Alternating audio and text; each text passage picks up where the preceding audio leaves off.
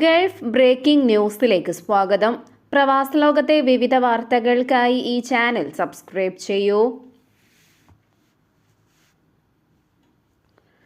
60 വയസ്സ് കഴിഞ്ഞവരും ബിരുദയോഗ്യത ഇല്ലാത്തവരുമായ പ്രവാസികൾക്ക് visa ട്രാൻസ്ഫറിന് Kuwait അനുമതി നൽകി. ബിസിനസ് ഉടമകൾക്കുള്ള നടപടിക്രമങ്ങൾ എളുപ്പമാക്കുന്നതിന്റെ ഭാഗമായാണ് പബ്ലിക് അതോറിറ്റി ഫോർ മാൻപവർ പുതിയ തീരുമാനം പ്രഖ്യാപിച്ചത്.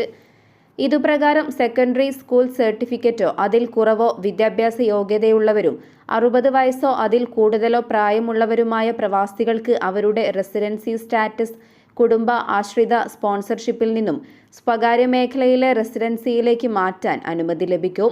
ഇതോടെ നിലവിലെ ആർട്ടിക്കിൾ 22 വിസക്കാർക്ക് ആർട്ടിക്കിൾ 18 വിസകളിലേക്ക് മാറാം. തൊഴിലുടമകളെ മാറ്റുന്നതിന് നിലവിൽ പ്രാബല്യത്തിലുള്ള എല്ലാ വ്യവസ്ഥകൾക്കും ചട്ടങ്ങൾക്കും വിധേയമായിട്ടായിരിക്കും 60 വയസ്സ് കഴിഞ്ഞവരുടെ വിസ മാറ്റുമെന്ന് അധികൃതർ അറിയിച്ചു. കൂടാതെ 60 വയസ്സ് കഴിഞ്ഞവരിൽ സർക്കാർ കരാറുകളിൽ രജിസ്റ്റർ ചെയ്ത തൊഴിലാളികളുടെ കരാറുകൾ അവസാനിക്കുകയും യഥാർത്ഥ തൊഴിലുടമകളും പുതിയ തൊഴിലുടമകളും ട്രാൻസ്ഫറിന് സമ്മതിക്കുകയും ചെയ്താൽ അവർക്ക് സ്വകാര്യ മേഖലയിലേക്ക് മാറാൻ സാധിക്കും.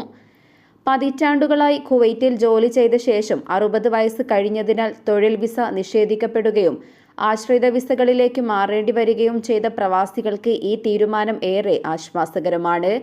നേരത്തെ ബിരുദയോഗ്യതയില്ലാത്ത 60 കഴിഞ്ഞ പ്രവാസികൾക്ക് വിസ പുതുക്കാൻ അനുമതി നൽകാതിരുന്നത് കാരണം ആയിരക്കണക്കിന് പ്രവാസികൾക്ക് കുവൈറ്റ് വിട്ടുപോകേണ്ടി വന്നിരുന്നു.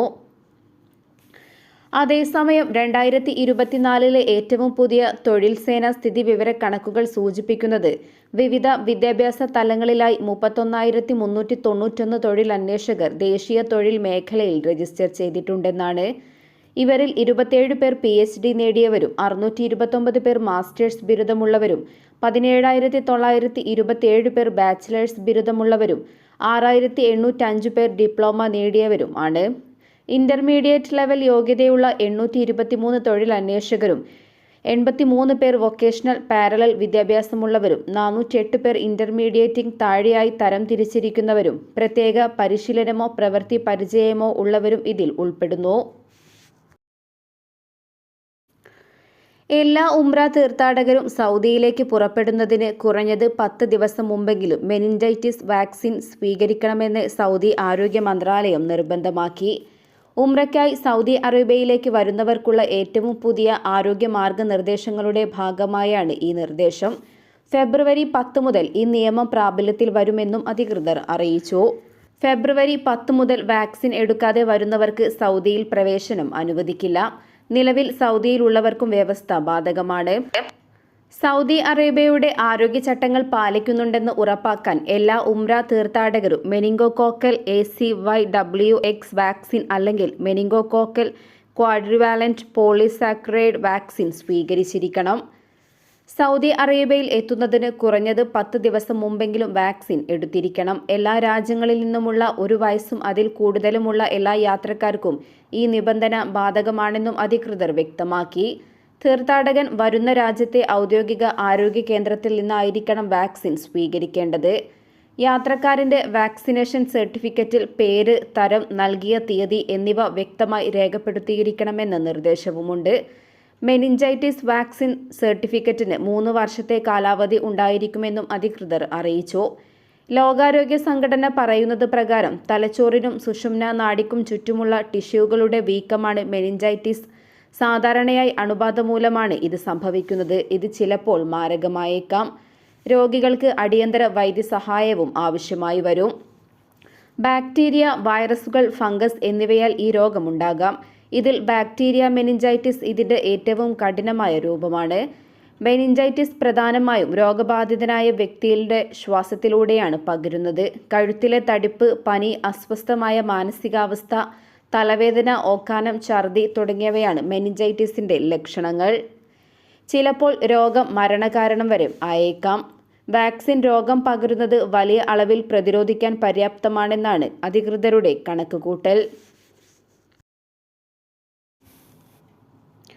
ഓൺലൈൻ പരസ്യങ്ങളിലൂടെ പണം തട്ടുന്ന സംഘങ്ങൾ UAEയിൽ സജീവമായിരിക്കുകയാണ്. കാർ വിൽക്കുന്നതിനുള്ള പരസ്യങ്ങൾ നൽകി തട്ടിപ്പ് നടത്തുന്ന സംഭവങ്ങളും രാജ്യത്ത് റിപ്പോർട്ട് ചെയ്യപ്പെടുന്നുണ്ട്. ഇത്തരം കാര്യങ്ങളുമായി ബന്ധപ്പെട്ട് താമസക്കാർക്ക് മുന്നറിയിപ്പ് നൽകിയിരിക്കുകയാണ് അബുദാബി പോലീസ്. സോഷ്യൽ മീഡിയയിൽ വലിയ രീതിയിൽ ഡിസ്കൗണ്ടുമായി പോസ്റ്റ് ചെയ്യപ്പെടുന്ന പരസ്യങ്ങൾ ഏറെ ആകർഷകമാണെങ്കിലും ഇവ പലപ്പോഴും തട്ടിപ്പിനുള്ള കെണിയാണ്. ഇത്തരം പരസ്യങ്ങൾ കണ്ട് ഉൽപ്പന്നങ്ങൾ വാങ്ങുന്നതിന് ഒരുങ്ങുന്നവർ വിൽപ്പനക്കാർ തട്ടിപ്പ് സംഘങ്ങളല്ലെന്ന് ഉറപ്പാക്കണമെന്നും സാമ്പത്തിക ഇടപാടുകൾ അംഗീകൃത മാർഗങ്ങളിലൂടെ മാത്രം നടത്തണമെന്നും പോലീസ് നിർദ്ദേശിച്ചു. സോഷ്യൽ മീഡിയ പ്ലാറ്റ്ഫോമുകൾ വഴി നടക്കുന്ന കാർ വിൽപ്പന ഇടപാടുകളിൽ തട്ടിപ്പിനുള്ള വലിയ സാധ്യത നിലനിൽക്കുന്നുണ്ടെന്നാണ് അബുദാബി പോലീസ് ജനങ്ങൾക്ക് നൽകിയിട്ടുള്ള മുന്നറിയിപ്പ്. വാഹനം വാങ്ങുന്ന വ്യക്തികൾ വാഹനം ലഭിച്ചതിനു ശേഷം മാത്രമേ ഇടപാടുകൾ പൂർത്തിയാക്കാവൂ എന്നും അധികൃതർ കൂട്ടിച്ചേർത്തു. പണം നൽകിയതിന് തെളിവായി രേഖകൾ ഉണ്ടായിരിക്കുകയും വേണം. ആദ്യം നൽകുന്ന പണത്തിന് വ്യാജ സാമ്പത്തിക രസീതുകൾ നൽകുന്ന തട്ടിപ്പുകാർ കാർ അവരുടെ കൈവശം തന്നെ സൂക്ഷിക്കുന്നതായും വാഹന കൈമാറ്റം നീട്ടിവെക്കുന്നതായും ചില റിപ്പോർട്ടുകൾ സൂചിപ്പിക്കുന്നു. അസാധാരണമായി കുറഞ്ഞ വിലയ്ക്ക് ആകർഷകമായ ഓഫറുകൾ നൽകിയാണ് തട്ടിപ്പു സംഘങ്ങൾ ഇരകളെ വീഴ്ത്തുന്നത്. വമ്പൻ ഓഫറുകൾ കാണുമ്പോൾ ആളുകൾ കെണിയിൽ വീഴാനുള്ള സാധ്യതയും കൂടുതലാണ്. വാഹനം വിൽക്കുന്നതുമായി ബന്ധപ്പെട്ട് മാത്രമല്ല, വാഹനം വാങ്ങാൻ വേണ്ടി എത്തുന്നവരിലും തട്ടിപ്പുകാരുണ്ടാകാം.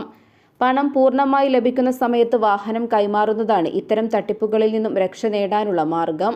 വിൽപ്പനക്കാർ വിശ്വസ്തരാണെന്ന് ഉറപ്പുവരുത്തേണ്ടതിന്റെ പ്രാധാന്യത്തെക്കുറിച്ചും പോലീസ് അധികൃതർ ആവർത്തിച്ച് പറയുന്നുണ്ട്. ആരോഗ്യത്തിന് അപകടകരമാം വിധം ബാക്ടീരിയയുടെ സാന്നിധ്യം കണ്ടെത്തിയതിനെ തുടർന്ന് ആരോഹെഡ് ബ്രാൻഡ് റോസ്റ്റ് ബീഫ് കഴിക്കുന്നതിനെതിരെ Saudi food and drug authority മുന്നറിയിപ്പ് നൽകി. ലിസ്റ്റീരിയ മോണോസൈറ്റോജൻസ് ബാക്ടീരിയയുടെ സാന്നിധ്യം കണ്ടെത്തിയതിനെ തുടർന്നാണ് നടപടി. സൗദി അധികൃതർ നടത്തിയ ലബോറട്ടറി പരിശോധനകളിൽ ബീഫ് റോസ്റ്റിൽ ലിസ്റ്റീരിയ മോണോസൈറ്റോജനുകൾ അടങ്ങിയതായി കണ്ടെത്തുകയായിരുന്നു. ഈ ബാക്ടീരിയ ഉപഭോക്താക്കളിൽ ആരോഗ്യപരമായ അപകട സാധ്യത സൃഷ്ടിക്കുന്നു എന്നും SFDA പ്രസ്താവനയിൽ വ്യക്തമാക്കി. ബാക്ടീരിയയുടെ സാന്നിധ്യം കണ്ടെത്തിയ ബീഫ് റോസ്റ്റ് ഉൽപ്പന്നം UAE-യിൽ നിന്നാണ് സൗദിയിലെത്തിയത്. 2024 ഡിസംബർ 2-ന് പാക്ക് ചെയ്തതും 2025 ഏപ്രിൽ 1-ന് കാലഹരണപ്പെടുന്നതുമായ ബീഫ് റോസ്റ്റിന്റെ 2-3 കിലോഗ്രാം പാക്കേജുകളിലാണ് ബാക്ടീരിയ ഉള്ളതായി കണ്ടെത്തിയത്. അതേസമയം പൊതുജനാരോഗ്യം സംരക്ഷിക്കുന്നതിനുള്ള പ്രതിബദ്ധതയുടെ ഭാഗമായാണ് അധികൃതരുടെ നടപടി. ഭക്ഷ്യനിയമത്തിന്റെയും അതിന്റെ എക്സിക്യൂട്ടീവ് നിയന്ത്രണത്തിന്റെയും ലംഘനങ്ങൾക്ക് 10 ദശലക്ഷം റിയാൽ വരെ പിഴയോ 10 വർഷം വരെ തടവോ അല്ലെങ്കിൽ ഇവ രണ്ടുമോ ലഭിക്കുമെന്നും അധികൃതർ മുന്നറിയിപ്പ് നൽകി. ഇതോടെ ഇന്നത്തെ വാർത്തകൾ അവസാനിക്കുന്നു. പുതിയ വാർത്തകളുമായി വീണ്ടും കാണുന്നതുവരെ നന്ദി, നമസ്കാരം.